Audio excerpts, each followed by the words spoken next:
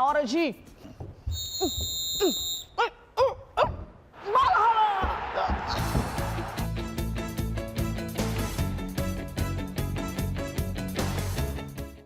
Agora é hora de camisa 8 e com a gente, Josi Freitas. Bom dia pra você. Bom dia, amiga. Bom dia, Catiúcia. Bom dia pra todo mundo. Mais um dia pra gente falar sobre futebol. E você, como torcedor, esteve no estádio ontem junto com a Catiúcia? Estive ontem no estádio. Antes de falar sobre o jogo... Quem ama, perdoa.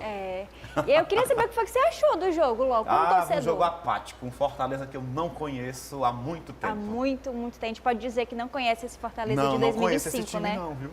Não complicada conheço. a situação. Vamos aproveitar e falar sobre esse jogo que basicamente Fortaleza empatou 0-0, sem gols contra a equipe do Vélez pelas oitavas de final da Libertadores da América. E eu queria pontuar uma coisa, porque eu acho que o torcedor... Tem dois tipos de torcedores nesse jogo, os que acabam sendo otimistas e os mais pessimistas. Se a gente levar em consideração a parte positiva, o Fortaleza não levou gols. O jogo passado levou 5 gols aqui jogando na Arena Castelão e a gente pode dizer que pelo menos conseguiu segurar esse resultado, não levar gols e para o próximo jogo talvez tentar o tudo ou nada. Se a gente levar em consideração o lado negativo, a grande chance de levar a vantagem para o jogo de volta, que vai ser fora, vai ser na Argentina, chegar lá um pouquinho mais tranquilo, acabou sendo desperdiçado. Teve poucas chances dentro do jogo, se a gente puder destacar, acho que dentro dos dois tempos, né, tanto do primeiro quanto do segundo, eu acho que o Breno teve 2 oportunidades, o Marinho teve um chute também, uma finalização.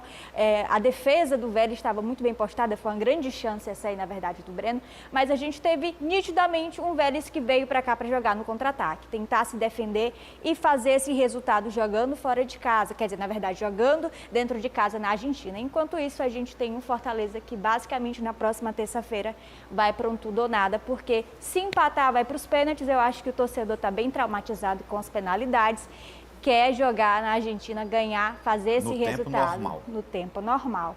E aí, basicamente, a gente tem também que falar que nesse jogo também, bem nos primeiros minutos, a gente teve a saída do Kusevich, acabou sentindo, teve que fazer algumas substituições, só que aí depois do jogo, o próprio Renato Paiva, o técnico da equipe do Fortaleza, falou um pouquinho mais sobre a falta de agressividade dentro desse jogo.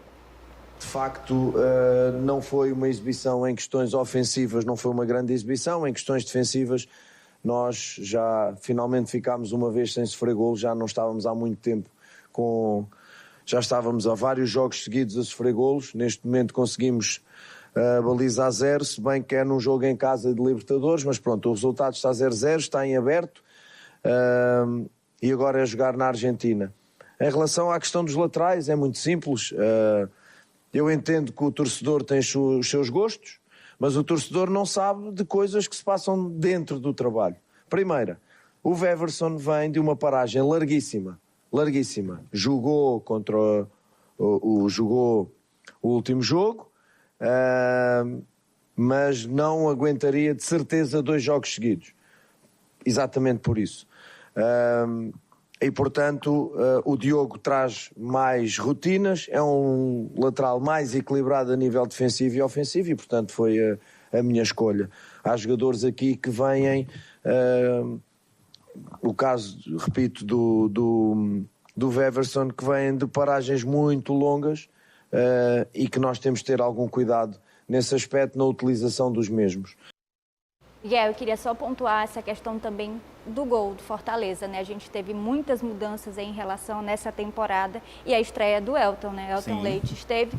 E aí tem muita gente que gostou da estreia dele, disse que foi Não achei ruim, não. Um goleiro seguro. Sim. Fez 2, 3 defesas ali tranquilas. Então, eu acho que a gente tem pelo menos agora um respiro do que se coloca como goleiro, né? O Vinícius Silvestre, o Magrão também, foram goleiros que estiveram pela equipe do Fortaleza e não passaram essa segurança. Então, a gente está falando de um goleiro que basicamente só chegou, fez uns treinos, 2, 3 treinos e já estreou. Então, pelo menos, acho que o torcedor já tem uma esperança, pelo menos nesse momento. E lembrando, tá, o João Ricardo está em momento de transição depois de se recuperar de uma fratura na mão esquerda. Então, a gente fica nessa. Por enquanto, a gente tem o Elton Leite, enquanto o João Ricardo não volta para a titularidade, quem sabe, aí da equipe do Fortaleza. E o Leão volta a campo no sábado, é isso? Volta no sábado para enfrentar a equipe do Fluminense, tá? O jogo fora de casa, lá no Maracanã. Então, basicamente, mais um jogo dificílimo para a equipe do Tricolor. Ave Maria, 8h13. Bora falar do nosso vozão de Porangabuçu? Bora. Vamos falar sobre o Ceará, porque voltou aos treinamentos. Na verdade, voltou aos treinos ontem. Durante essa semana vai ter 3 dias, na verdade, de treinamento com o técnico Léo Condé. E lembrando que final de semana tem jogo contra a equipe do Bragantino na Arena Castelão, às 4 da tarde. A gente está vendo imagens aí exatamente dos treinamentos, né? A gente está vendo Pedro Henrique aí, alguns jogadores, mas ontem oficialmente foi apresentado o meia Vinícius Zanocelo aí na equipe do Ceará, lá em Porangabuçu, e ele falou um pouquinho sobre também essa expectativa de estreia, se está pronto ou não para jogar na equipe do Ceará. À disposição, eu sempre fui um jogador que sempre me coloquei à disposição em todos os momentos da minha carreira, né? E agora não é diferente. É óbvio que isso está nas mãos do professor, do Léo, mas claro que eu estou à disposição. Obviamente que, como você disse, a minha última partida, se eu não me engano, foi dia 18 de maio. E depois disso eu sou um cara que gosta muito de cuidar do meu corpo, de me preparar. Eu fiquei 10 diazinhos off aí, depois já comecei a treinar, já comecei a me preparar muito. E depois tive a volta no Santos, então continuei treinando. Sim, claro que falta um pouco de ritmo de jogo, né, que a gente vai adquirindo aos poucos, mas isso aí tá na mão do pessoal da fisiologia também, do professor Léo, mas tô sempre à disposição. É importante a gente colocar que ele vem também como uma contratação, até mesmo depois do Vina, também mais uma contratação ali para o meio de campo. Ele é volante, então pode ser que ajude nessa parte do meio de campo da equipe do Ceará.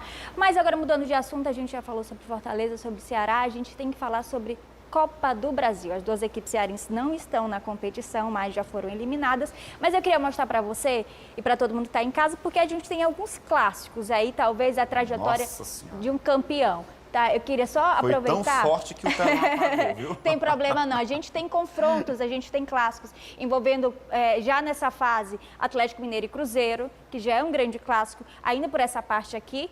A gente está falando dos maiores clubes da parte mineira, e Corinthians e Atlético Paranaense. Tem muita gente dizendo que o Atlético Paranaense talvez seja a grande zebra dentro dessa competição. E lá pelo outro lado já tem outro clássico, Vasco da Gama e Botafogo. Se a gente levar em consideração quem está melhor dentro da temporada, claro, o Botafogo. E o Vasco, a gente sabe, a gente costuma brincar, mas clássico é sempre clássico, não tem favorito. E terminando esses confrontos, a gente tem outra equipe carioca, que é o Fluminense, que vai enfrentar a equipe do Bahia. Bora, então, Bahia. Torcer pelo Bahia. Vai torcer pelo Bahia. Nordeste, no final das Nordeste. contas. Então, pelo menos pelo Miguel aqui, a gente já tem uma torcida para a equipe do Bahia, mas a gente espera para saber como é que vai chegar até o final, quem vão ser esses 2 finalistas da Copa do Brasil.